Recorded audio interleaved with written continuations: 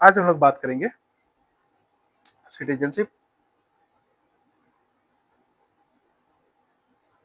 Citizenship ये chapter है आपका 7,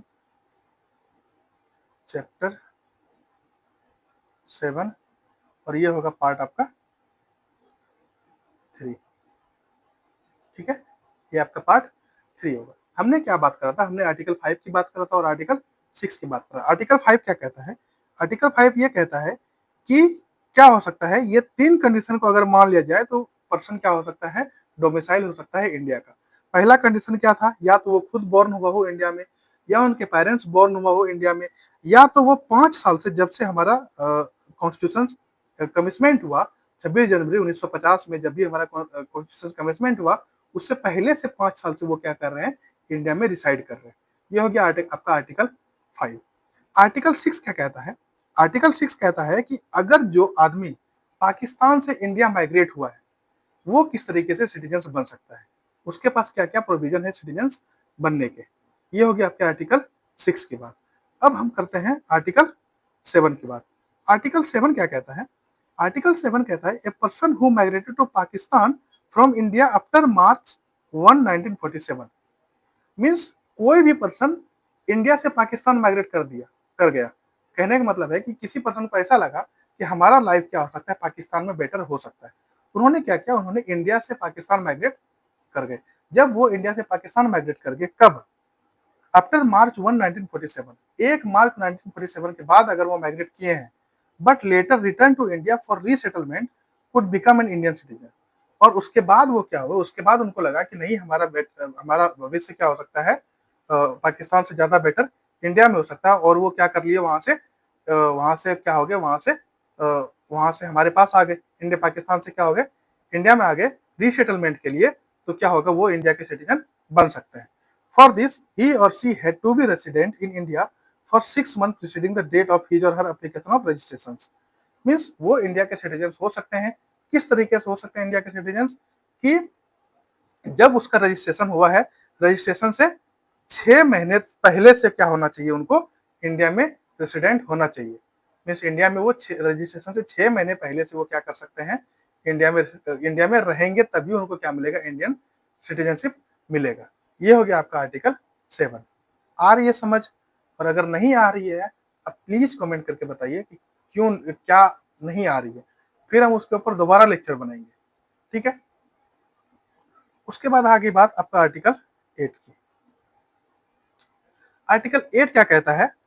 आर्टिकल 8 कहता है, आर्टिकल 8 क्या कहता है, ए पर्सन हु और any of whose parents or grandparents was born in undivided India but who is ordinarily residing outside India shall become an Indian citizen if he or she has been registered as a citizen of India by the diplomatic or consular representative of India in the country of his or her residence, whether before or after the commencement of the constitution। देखिए, आपका article क्या कहता है, आपका article 8 क्या कहता है? Article 8 कहने का मतलब है कि अगर मान लिया जाए कोई भी लोग इंडिया में बॉर्न हुआ है और वो अभी रिसाइड कर रहे हैं आउटसाइड इंडिया, ठीक है, अभी रिसाइड क्या कर रहे हैं, आउटसाइड इंडिया रिसाइड कर रहे हैं। अब उनको क्या चाहिए, अब उनको चाहिए कि हमें क्या चाहिए, हमें इंडियन सिटीजनशिप चाहिए। अब वो किस तरीके से इंडियन सिटीजनशिप को एक्वायर कर सकते हैं? अब उनके लिए क्या है, अगर उनके पेरेंट्स और ग्रैंड पेरेंट्स क्या हुए हैं, अनडिवाइडेड इंडिया में बॉर्न हुए हैं, या तो उनके पेरेंट्स या उनके ग्रैंड पेरेंट्स अनडिवाइडेड इंडिया में अगर बॉर्न हुए हैं, तो but who is ordinarily residing outside India, तो he or she has been registered as a citizen of India by the diplomatic. वो क्या कर सकते हैं, डिप्लोमेटिक एक्शन से, या जो भी एम्बेसी है उनके देश में जहां पर वो काम कर रहे हैं या जहां पर रह रहे हैं, वहां पर जाकर के वो क्या कर सकते हैं, रजिस्टर्ड कर सकते हैं अपने आप को कि हमें क्या चाहिए, हमें इंडियन सिटीजनशिप चाहिए। ठीक है, वो वहां जाकर रजिस्टर कर सकते हैं और उनको क्या मिल जाएगा, उनको मिल जाएगा इंडियन सिटीजनशिप, वहां से मिल जाएगा। ठीक है, क्या तो चाहे वो, देखिए पेरेंट्स में क्या हो सकता है, पेरेंट्स में या तो संविधान के कमिटमेंट होने के बाद रहना शुरू किए हैं, या तो संविधान के कमिटमेंट होने से पहले। लेकिन इस केस में, ये जो फॉरेन वाला केस है, आर्टिकल 8 क्या है, या तो उनके पेरेंट्स पहले रह रहे थे, संविधान से कमिटमेंट होने से पहले रह रहे थे, या संविधान से कमिटमेंट होने से बाद रह रहे थे, उससे उसको कोई मतलब नहीं है। आप क्या कर सकते हैं, आप डिप्लोमेटिक जगह पे जा करके या फिर आप काउंसलर रिप्रेजेंटेटिव के पास जा करके क्या कर सकते हैं, आप अपने रेसिडेंस के लिए अप्लाई कर सकते हैं। अप्लाई करने के बाद आपको क्या मिल जाएगा, आपको सिटीजनशिप मिल जाएगा, वहाँ इंडिया की सिटीजनशिप मिल जाएगी। ठीक है। Thus, this provision covers the overseas Indian who may want to acquire Indian citizenship। इसलिए ये क्या करता है, ये उस ये उस लेवल पे जाकर के काम करता है जहां पर कि ओवरसीज है, मीन्स हमारे देश से बाहर की बात है। ये हमारे देश की बात नहीं है, जो हमारे देश से बाहर रह रहे हैं उनके लिए है कि हम क्या कर सकते हैं, उनको भी अपना सिटीजनशिप दे सकते हैं, इंडियन सिटीजनशिप दे सकते हैं। अब इसको अगर हम सम करें, आर्टिकल 5, 6, 7, 8 को अगर हम सम करें, ये क्या कहता है, this provision deals with the citizenship of person who domicile in India. पहला तो क्या डील करता है, आर्टिकल 5 क्या डील करता है, आर्टिकल 5 डील करता है उनके लिए जो पर्सन इंडिया के डोमिसाइल है, उनके लिए डील करता है जो पर्सन इंडिया के डोमिसाइल है। उसके बाद आर्टिकल 6 क्या डील करता है, पर्सन माइग्रेटेड फ्रॉम पाकिस्तान, जो पर्सन पाकिस्तान से माइग्रेट हुआ है उसके लिए क्या है, उसके लिए आर्टिकल 6 है। और आर्टिकल 7 क्या कहता है, आर्टिकल 7 कहता है persons migrated to Pakistan but later return to India. Means person क्या हुए, पाकिस्तान माइग्रेट कर गए लेकिन बाद में फिर पाकिस्तान से क्या हुए, इंडिया रिटर्न हो गए। ठीक है, ये आपका करता है आर्टिकल 7। अब आर्टिकल 8 क्या कहता है, persons of Indian origin residing outside India. Indian origin के पर्सन्स वो और इंडियन ओरिजिन से बाहर में रह करके, मीन्स फॉरेन कंट्री में रह करके वो क्या कर सकते हैं, सिटीजनशिप को गेन कर सकते हैं। मीन्स टोटल क्या है, टोटल ये 4 चीजें क्या कर रही है, ये 4 चीजें प्रोविजनल डील कर रही है। मीन्स ये मेनली ये इन 4 चीजों से ये आर्टिकल डील कर रहे हैं कि हमें किस तरीके से सिटीजन्स मिल सकते हैं। ठीक है। अब the other constitutional provisions with respect to the citizenships are as follow. दूसरा कॉन्स्टिट्यूशनल प्रोविजन क्या है, नो पर्सन शेल बी, ये है आपका आर्टिकल 9। आर्टिकल 9, आर्टिकल 9 क्या कहता है, no person shall be a citizen of India और be deemed to be a citizen of India if he और she has voluntarily acquired the citizenship of any foreign state. देखिए, अब वो लोग citizen of India नहीं हो सकते जो कि वॉलेंटरली क्या किए हैं, अपने मन से क्या किए हैं, अदर कंट्री के सिटीजनशिप ले चुके हैं। उनका क्या होगा, उनका सिटीजनशिप अगर इंडियन सिटीजनशिप है तो ऑटोमेटिक क्या हो जाएगा, सीज हो जाएगा। अगर वॉलेंटरली वो क्या किए हैं, दूसरे देश के सिटीजनशिप को ले लिए हैं, तो वो क्या हो सकते हैं, वो इंडियन सिटीजन नहीं हो सकते। ठीक है। Every person who is or is deemed to be citizen of India shall continue to be such citizens subject to a provision of any law made by the parliament। Means प्रत्येक person जो कि India के citizens हैं या India के citizens रहना continue करना चाहते हैं, उसके लिए क्या है, subject to the provision of any law made by the parliament. उनको क्या करना पड़ेगा, उसको ये बात मानना पड़ेगा कि जो भी पार्लियामेंट से लॉ बनेगा वो आपको मानना पड़ेगा, वो आपको क्या करना पड़ेगा, उस सब्जेक्ट को, उस प्रोविजन को क्या करना पड़ेगा, मानना पड़ेगा। ठीक है, ये आपका आर्टिकल 10 कहता है। अब आर्टिकल 11 क्या कहता है, आर्टिकल 11 कहता है parliament shall have the power to make any provision with respect to the acquisition and termination of citizenship and all other matters relating to citizenship. Article 11 क्या कहता है, पार्लियामेंट के पास ये पावर है, आर्टिकल 11 ही पार्लियामेंट को power दे रहा है। आप क्या कर सकते हो, आप सिटीजनशिप के ऊपर क्या कर सकते हो, एक्वाइजेशन मीन्स आप सिटीजनशिप को गेन करने का तरीका या टर्मिनेट करने का तरीका में आप क्या कर सकते हो, आप अमेंडमेंट कर सकते हो, आप कोई भी प्रोविजन कर सकते हो। ये आपको, इसमें आपको कोई रोकेगा नहीं। ये किसको, आर्टिकल 11 ये किसको मीन्स दे रहा है, ये पावर पार्लियामेंट को दे रहा है। सॉरी, ये पावर क्या है, ये पावर पार्लियामेंट को दे रहा है कि आप क्या कर सकते हो, आप इन चीजों को लेकर के मान सकते हो। ठीक है, आप पार्लियामेंट क्या कर सकता है, कोई भी प्रोविजन बना सकता है, कोई भी सिटीजनशिप को लेकर के, किसी भी सिटीजनशिप को एक्वाइजेशन के लिए और टर्मिनेशन के लिए, कुछ भी चीजों को लेकर के पार्लियामेंट क्या कर सकती है, पार्लियामेंट आपके लिए कोई भी प्रोविजन ला सकती है। ये बात होगी आपकी आर्टिकल 5 से लेकर के आर्टिकल 11 तक। ये बात होगी आपकी आर्टिकल 5 से लेकर के आर्टिकल 11 तक की बात। ठीक है, उसके बाद क्या है, उसके बाद है सिटीजनशिप एक्ट 1955। ये क्या कहता है? ये कहता है कि हम किस तरीके से सिटीजनशिप को एक्वायर कर सकते हैं, हम किस तरीके से सिटीजनशिप को एक्वायर कर सकते हैं, या हमारे पास किस तरीके से सिटीजनशिप आएगा। ठीक है, ये बताता है ये सिटीजनशिप एक्ट 1955 ये हमें दिखाता है कि हम किस तरीके से एक्वाइजेशन कर सकते हैं सिटीजनशिप को और किस तरीके से टर्मिनेट कर सकते हैं। ये हमारा आर्टिकल सिटीजनशिप एक्ट 1955 कहता है। The citizenship act 1955 provides for acquisition and loss of citizenship after the commitment of the constitution. Citizenship act 1955 के अकॉर्डिंग ये कहता है कि जब भी हमारा संविधान कमिटमेंट हुआ, ठीक है, उसके बाद किस तरीके से हम एक्वायर कर सकते हैं सिटीजनशिप को और किस तरीके से सिटीजनशिप को लॉस कर सकते हैं। ये हमारा कौन बताता है? Citizenship act of 1955। ये चीजें हमें कौन बताता है? सिटीजनशिप एक्ट 1955 बताता है। Originally the citizenship act 1955 also provided for the Commonwealth citizenship, but this provision was replaced by the citizenship amendment act 2003।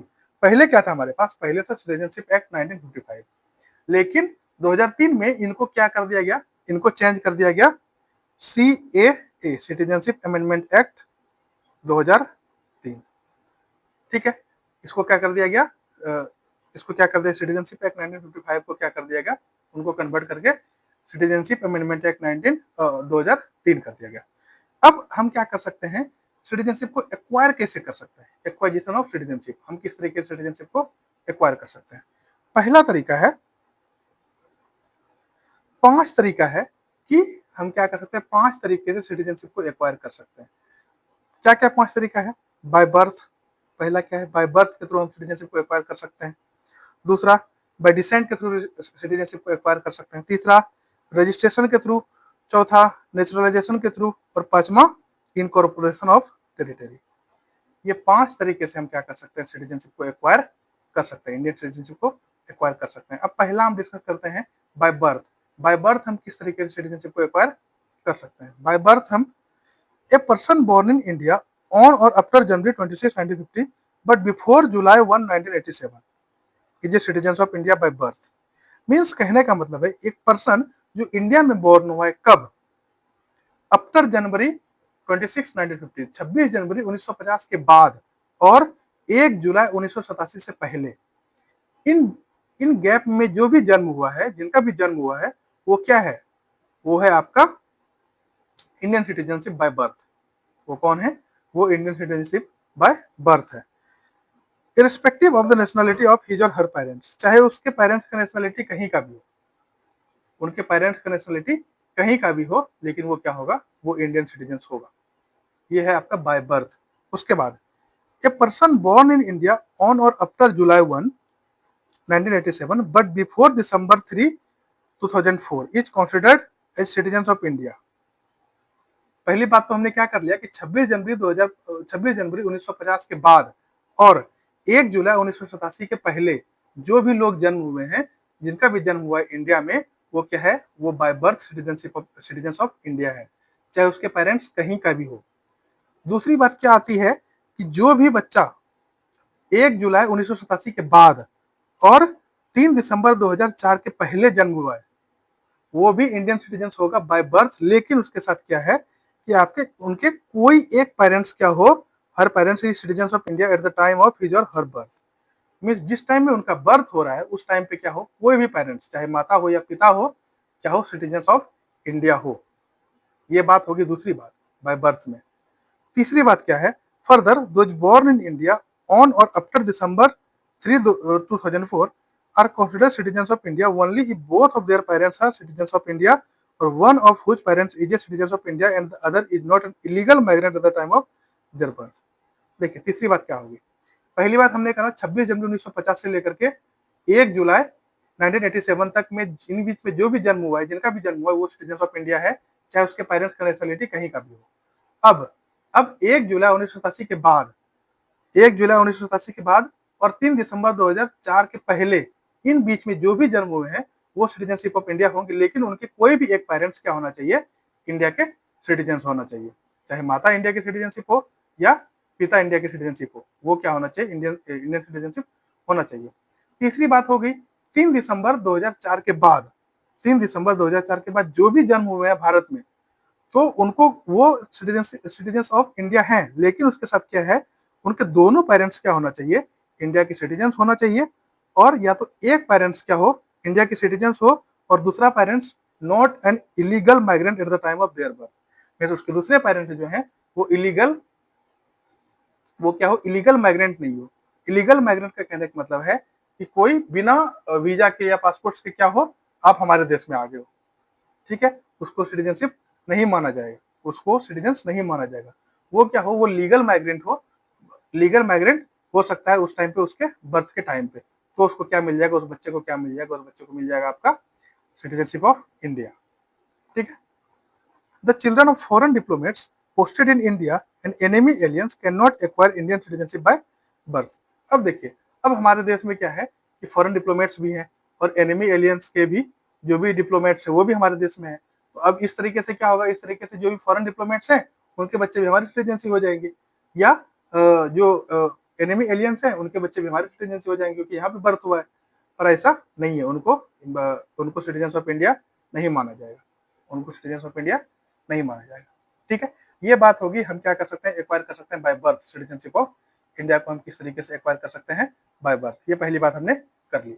दूसरी बात पे आते हैं कि बाय डिसेंट हम क्या कर सकते हैं, किस तरीके से इंडिया के सिटीजनशिप को एक्वायर कर सकते हैं। बाय डिसेंट से एक्वायर करने के लिए a person born outside India on और after January 26, 1950 but before December 10, 1992 is a citizen of India by descent. Means एक व्यक्ति आउटसाइड इंडिया जन्म लिया, कब, आफ्टर जनवरी 1950, 26 जनवरी 1950 के बाद क्या हुआ, उन्होंने जन्म लिया आउटसाइड इंडिया, इंडिया के बाहर उन्होंने जन्म लिया, ठीक है। उसके बाद बट बिफोर दिसंबर 1992, 10 दिसंबर 1992 से पहले और 26 जनवरी 1950 के बाद इनके बीच में क्या हुआ, किसी बच्चे ने क्या लिया, जन्म लिया आपका फॉरेन कंट्री में, फॉरेन स्टेट में जाकर के जन्म लिया, ठीक है। तो वो क्या हो सकता है, आउटसाइड इंडिया जन्म लिया, वो क्या हो सकता है, वो इंडियन सिटीजन हो सकता है, लेकिन क्यों, कैसे हो सकता है, इफ हिज और her father was a citizen of India at the time of his birth, या तो उसके पिता को क्या होना पड़ेगा, सिटीजन ऑफ इंडिया होना पड़ेगा उनके टाइम ऑफ बर्थ पे, बर्थ के टाइम पे उनके पिता को क्या होना पड़ेगा, सिटीजन ऑफ इंडिया होना पड़ेगा, ठीक है। क्या कहने का क्या मतलब है, एक पर्सन जो आउटसाइड इंडिया बॉर्न नहीं हुआ 26 जनवरी 1950 के बाद और 10 दिसंबर 1992 के पहले, अगर उनका जन्म हुआ है आउटसाइड इंडिया और उनके पेरेंट्स, अगर उनके फादर क्या है, इंडियन सिटीजन है, उसके बर्थ के टाइम पे वो क्या हो जाएगा, बाय डिसेंट क्या हो जाएगा, वो सिटीजनशिप ऑफ इंडिया हो जाएगा, वो क्या हो जाएगा, वो सिटीजन ऑफ इंडिया हो जाएगा, ठीक है। पहली बात तो ये होगी। दूसरी बात होगी, a person born outside India on और after December 10, 1992 is considered as a citizen of India if either of his or her parent is a citizen of India at the time of his or her birth। देखिए, दूसरी बात क्या होगी, पहली बात तो हुई कि 26 जनवरी 1950 से लेकर के 19 दिसंबर, सॉरी 10 दिसंबर 1992 तक, इसके बीच में अगर बच्चे जन्म ले रहे हैं आउटसाइड इंडिया और क्या कर रहे हैं, और उसके अगर फादर क्या है, इंडियन सिटीजन है, उसके बर्थ के टाइम पे तो वो क्या हो जाएगा, बाय डिसेंट इंडियन सिटीजन हो जाएगा। उसके बाद क्या हुआ, उसके बाद जो बच्चे 10 दिसंबर 1992 के बाद पैदा हुए हैं, 10 दिसंबर 1992 के बाद अगर उनके बर्थ हुए हैं और उनके आइदर पेरेंट्स या तो माता या पिता अगर इंडिया के सिटीजन हैं, तो क्या हो जाएगा, bye decent citizen of India हो जाएगा, वो क्या हो जाएगा, वो बच्चा बाय डिसेंट इंडियन सिटीजन हो जाएगा, ठीक है। अब है फ्रॉम दिसंबर 3, 2004 ऑनवर्ड्स, जो बच्चे 3 दिसंबर 2004 के बाद जन्म लिए हैं उनका क्या है, a person born outside India shall not be a citizen of India by descent. जो बच्चे 3 दिसंबर 2004 के बाद जन्म लिए हैं वो इंडियन सिटीजन नहीं हो सकते बाय डिसेंट से, अनलेस हिज और her birth is registered at an Indian consulate within 1 year of date of birth और with the permission of central government. Means कहने का मतलब है, जो बच्चे 2004 के बाद जन्म लिए हैं वो automatically bye decent citizen of India नहीं हो सकते, उनको क्या करना पड़ेगा, उनको रजिस्ट्रेशन कराना पड़ेगा सेंट्रल गवर्नमेंट से या ऑथोरिटी से, जो उनके उनके स्टेट में या उनके देश में जो ऑथोरिटी है, उससे क्या करना पड़ेगा, उससे उससे रजिस्ट्रेशन कराना पड़ेगा उसके बर्थ के टाइम पे, उनके with in the 1 year of their birth, means 1 साल के अंदर अंदर क्या करना पड़ेगा उनको, 1 साल के अंदर अंदर क्या करना पड़ेगा उनको, मीन्स रजिस्ट्रेशन कराना पड़ेगा सेंट्रल गवर्नमेंट से या फिर वहाँ के जो ऑफिशियल्स है या डिप्लोमेट्स है, वहां पर जाकर के उनको क्या करना पड़ेगा, रजिस्ट्रेशन कराना पड़ेगा। After the expiry of the said period, expiry of the means कहने का मतलब है अगर सेड पीरियड जो भी विद इन 1 ईयर अगर सेड पीरियड दिया हुआ है, इसके बाद अगर रजिस्ट्रेशन कराया, उसको उसके बाद अगर रजिस्ट्रेशन कराना होगा तो वो कहाँ जाएगा, वो सेंट्रल गवर्नमेंट के पास जाएगा। वो जो डिप्लोमेट्स है या वो वहाँ के जो ऑफिशियल्स हैं उनसे वो रजिस्ट्रेशन नहीं करा सकते 1 साल पूरा होने के बाद। 1 साल जैसे ही पूरा हुआ, 1 साल पूरा होने के बाद क्या करना पड़ेगा आपको, सेंट्रल गवर्नमेंट में जाकर के रजिस्ट्रेशन कराना पड़ेगा। ठीक है, उसके बाद an application an application for registration of the birth of a minor child to an Indian consulate shall be accompanied by an undertaking in writing from the parents of such minor child that he or she does not hold the passport of another country। Means कहने का मतलब है एक application देना पड़ेगा registration के लिए। क्या रजिस्ट्रेशन के लिए, माइनर चाइल्ड का अगर बर्थ हुआ है तो to an Indian consulate shall be accompanied by an undertaking in writing form from the parents। Parents से वहाँ के जो कंसल्टेट हो गए वो क्या करेगा, वो पेरेंट्स से एक राइटिंग फॉर्म में लेगा कि जो भी बच्चे हैं, जो भी माइनर चाइल्ड है, उसके पास कोई भी अनदर कंट्री का पासपोर्ट नहीं होल्ड करता, कोई भी अनदर कंट्री का पासपोर्ट होल्ड नहीं करता, तभी उसका क्या हो जाएगा, तभी उसका रजिस्ट्रेशन हो पाएगा, तभी उसका रजिस्ट्रेशन हो पाएगा। ठीक है, further A minor who is citizen of India by virtue of descent and is also a citizen of any other country shall cease to be a citizen of India if he or she does not renounce